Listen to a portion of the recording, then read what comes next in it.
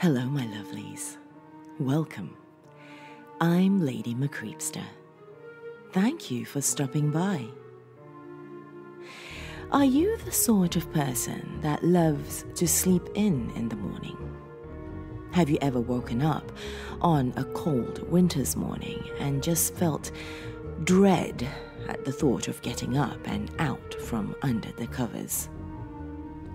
In today's story, from creepypasta.wikia.com, one person dreads waking up, but it's probably not for the same reasons you do.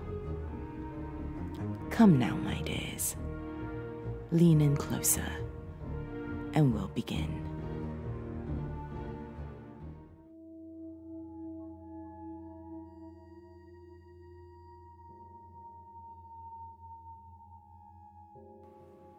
I know he's here. I can feel it. I hope he can't hear my heart, but I'm sure he can, as it is clearly beating loud enough for anyone within a few miles to hear. My heart and light breathing seem to be the only things making any sort of noise in the house. The house itself seems too frightened to even feign any sort of commotion, as if he is whispering the same fair warning to the house as he is to me. Don't wake up. Maybe it's all in my head. I mean, I've heard of insomnia, and I suppose some sort of opposing compilation must exist. The inability to wake up. A cold breeze enters through the slight cracks in my room's door, and I know he's back to once again watch me pretend to slumber. How long has it been now? How long have I now been in cold sweats, hoping he still supposes me sleep? How long have I been here with my eyes clamped shut, alone with only a few frightened and desperate thoughts to keep me company? It feels as if it has been days since I heard a cold whisper in my ear, and even longer since I last opened my eyes. Now I just sit here wondering if the rest of the world has faced this cold demon. I sit here and ask myself whether I could have done something to prevent this, or, at the very least, if I could have done more with the days I had been given.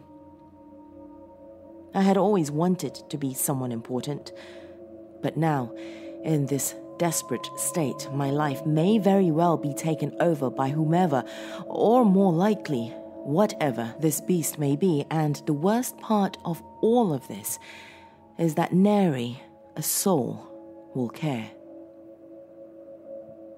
Darkness is still all there is. The fact that it is still perfectly dark out there is the only indication that days, or perhaps years, have not passed.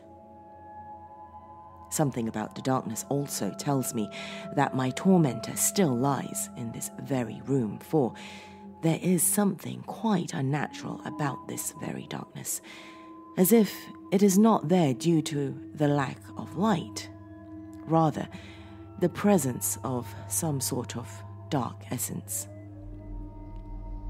My motionless body faces the emptiness of the room rather than the emptiness outside of the window. The numbness of fear has begun to wear off, and my limbs beg for oxygen. I shift my position in the slightest, and I feel a wicked grin come across the face of the beast, as if I had completed the first step to giving in. I hear a faint hiss and imagine he is speaking to himself, maybe commenting on the weakness of all his prey, or possibly praising how long I have stayed motionless thus far and preparing himself for a good fight. I feel the cold essence slither silently out of the room, and I release a small sigh in my exuberance.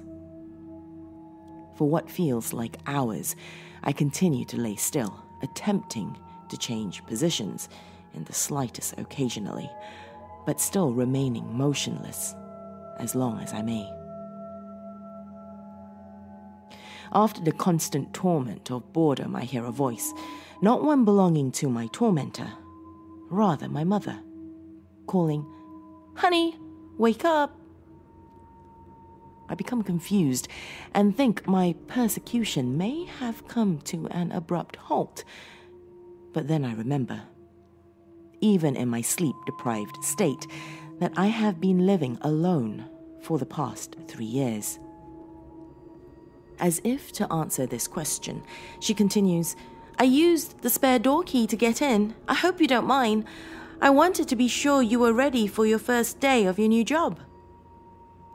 That made about as much sense as it needed to, and I supposed that it was only dark for how early it was in the morning.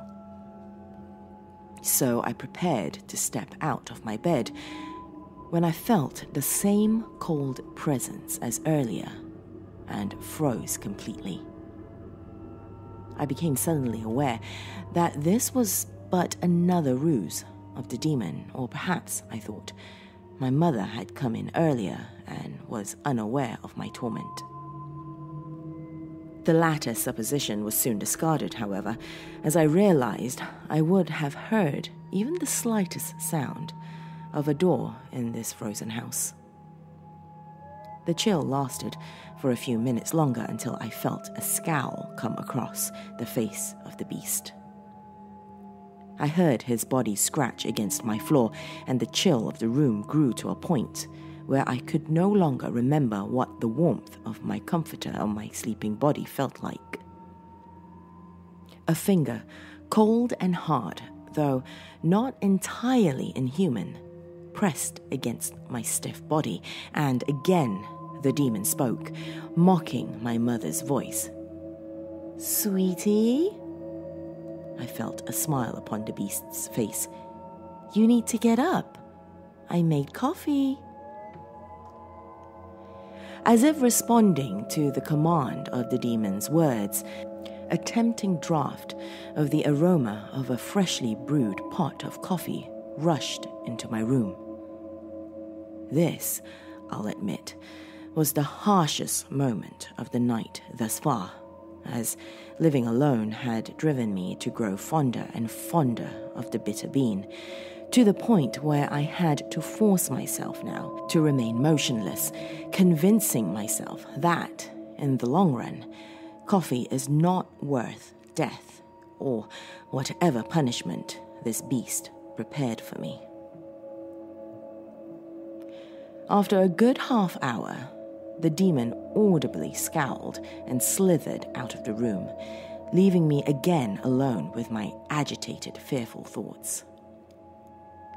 Not 10 minutes later did I hear heavy footsteps enter the room, followed closely by a familiar chill and a familiar dread.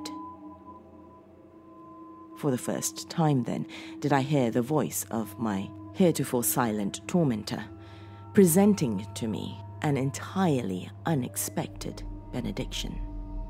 The words, "You are not the weakest soul I have encountered," crawled out of his throat. "Your perseverance has paid off," he continued. "The only scar I shall therefore leave you with is the memory of the fear and dread of tonight." And with those words, the chill left my room with the beast. Although it is unnecessary, to be safest, I think I will remain in my bed for a while longer. I know I must get up soon, but with the dim light of dawn creeping through my window and the coppery smell of blood still haunting my room, I cannot keep myself from doing anything but staring at the mangled wreck of my mother's body, laying at the foot of my bed.